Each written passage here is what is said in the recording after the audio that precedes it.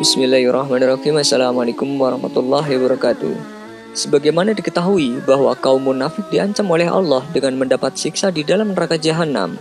Allah mengancam orang-orang munafik laki-laki dan perempuan dan orang-orang kafir dengan neraka jahanam. Mereka kekal di dalamnya. Cukuplah neraka itu bagi mereka, dan Allah melaknati mereka, dan bagi mereka azab yang kekal. Quran Surat At-Taubah ayat 68. Salah satu penyebabnya adalah sikap mereka yang sangat buruk di dalam perihal sholat. Berikut ini adalah sifat buruk kaum munafik terhadap sholatnya. Yang pertama, merasa berat dalam mengerjakan sholat. Dari Abu Hurairah radhiyallahu anhu, sesungguhnya sholat yang paling berat bagi orang munafik adalah sholat isya dan sholat subuh. Seandainya mereka tahu keutamaan yang ada dalam kedua sholat tersebut, tentu mereka akan mendatanginya walau dengan merangkak. Sungguh aku bertekad untuk menyuruh orang melaksanakan sholat. Lalu sholat ditegakkan dan aku suruh ada yang mengimami orang-orang kala itu. Aku sendiri akan pergi bersama beberapa orang untuk membawa seikat kayu untuk membakar rumah orang yang tidak menghadiri sholat jamaah. Hadis riwayat Bukhari dan Muslim. Yang kedua, tidak menghadiri sholat berjamaah. Abdullah bin Mas'ud radhiyallahu anhu berkata, sungguh aku telah melihat para sahabat radhiyallahu anhum tidak ada yang absen dari sholat berjamaah kecuali orang munafik yang dikenal kemunafikannya. Hadis riwayat Muslim. Abu Umar bin Anas meriwayatkan dari pamannya yang mempunyai persahabatan dengan Nabi Muhammad SAW.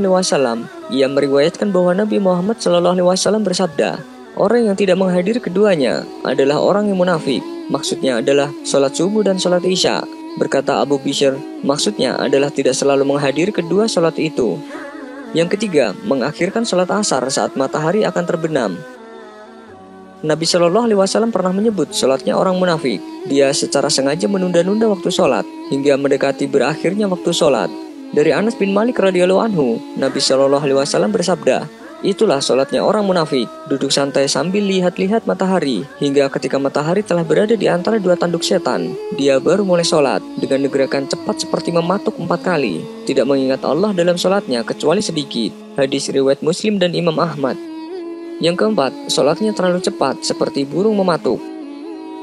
Dari Abu Abdillah Al-Asy'ari radhiyallahu anhu, beliau berkata bahwasanya Rasulullah SAW melihat seorang laki-laki tidak menyempurnakan rukuknya dan waktu sujud dilakukan cepat seakan-akan mematuk dalam keadaan dia sholat. Maka Rasulullah SAW bersabda, kalau orang ini mati dalam keadaan seperti itu, ia mati di luar agama Muhammad. Ia sujud seperti burung gagak mematuk makanan. Perumpamaan orang ruku tidak sempurna dan sujudnya cepat seperti orang kelaparan makan sebiji atau 2 biji kurma yang tidak mengenyangkannya.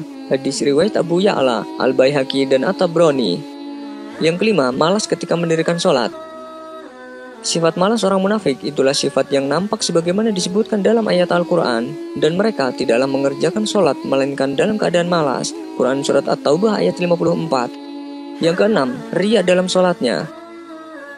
Allah berfirman, sesungguhnya orang-orang munafik itu menipu Allah, dan Allah akan membalas tipuan mereka. Dan apabila mereka berdiri untuk sholat, mereka berdiri dengan malas. Mereka bermaksud riya dengan sholat di hadapan manusia, dan tidaklah mereka menyebut Allah kecuali sedikit sekali. Quran Surat An-Nisa ayat 142. Jika disimpulkan ada 10 tanda orang munafik di dalam sholatnya, yaitu yang pertama, merasa berat dalam mengerjakan sholat. Yang kedua, meninggalkan sholat isya dan sholat subuh. Yang ketiga, tidak menghadiri sholat berjamaah. Yang keempat, sengaja menunda-nunda waktu sholat. Yang kelima, mengakhirkan sholat asar saat matahari akan terbenam. Yang keenam, sholatnya terlalu cepat, seperti burung mematuk. Yang ketujuh, mencuri dalam sholat dengan tidak khusyuk. Kedelapan, malas ketika mendirikan sholat. Yang kesembilan, riya dalam sholatnya. Dan yang kesepuluh, tidak mengingat Allah kecuali hanya sedikit.